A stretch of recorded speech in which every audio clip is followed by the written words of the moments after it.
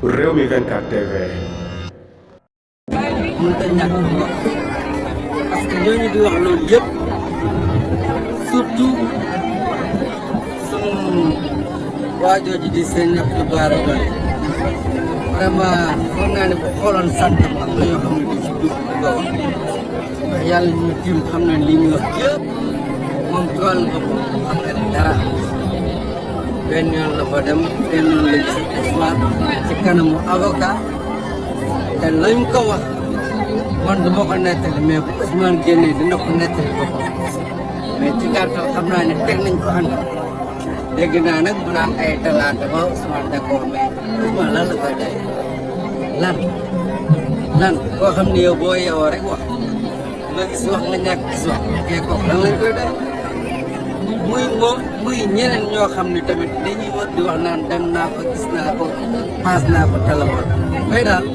kooku rek laa mën a wax parce que kooku moom moo taxaw wax ñi des ñëpp moo tudd seen tur mais bu soobee yàlla bu Ousmane génne loolu yëpp dina ko leeral yàggatul quoi mais nañ bàyyi wax dañu bàyyi wax ji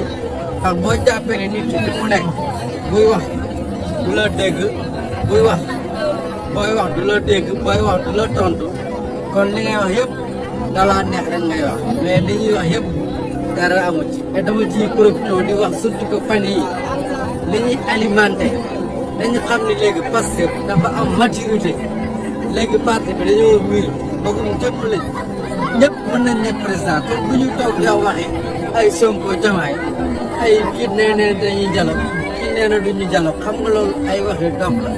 te damay wax bulletin nañ attiré seen attention ci loolu bu ñu dugal ci yooyu ñu di ci dugg parce que loolu amul ndax tey foog naa ne ñëpp xam nañ ni candidature bu mun a am muy Diomaye mi fa nekkoon muy Cheikh Tidiane Dièye muy ñoom Birame Souleye muy ñoom Abbas muy Guy Marius ñëpp président moo joxe woon liste na nañ dem jëli ay fiche kon tey bu yàlla defee ñu am ñaar ba ñett yu ci jàll dañ koy doonee sant yàlla kon nag problème bi du ay Bassirou du ay Diomaye du ay Habib Sy du ay Massamba du ay Mademba problème bi mooy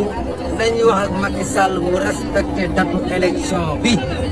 leneen lu ci waaye di wax rek da nga bëgg wax kon je dis encore militants yi dañu bàyyi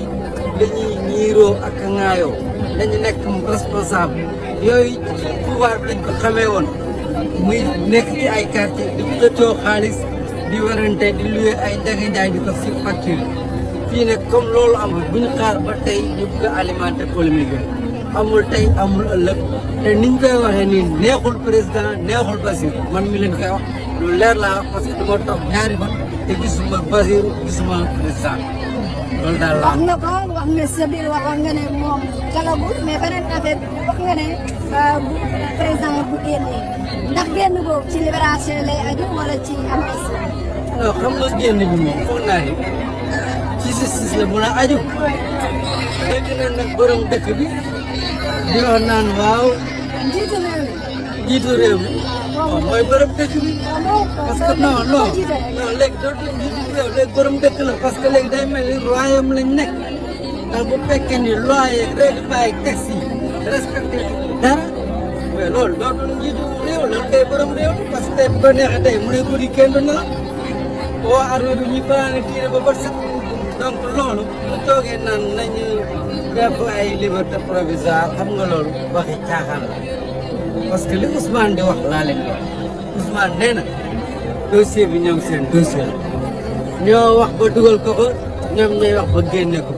comme nag ñoom ñoo nekk ci tànk génne ko ñu ngi ne teg leen xool ba buy génn ñëngal ko ni ñëpp ñu ñëw sargal ko ta ziyaare ko génn dem li muy doon kay dinaa lañ ko laaj borom réew mi moom doon wax naan ñoom liberté provisoire xanaa kay dina actionné procureur am actionné ministre am ne leen kay bi ñu leen papier jox loolu daal nee naa la ñoo ko dugal ñoo koy génne seen dossier. Merci beaucoup. jërëjëf.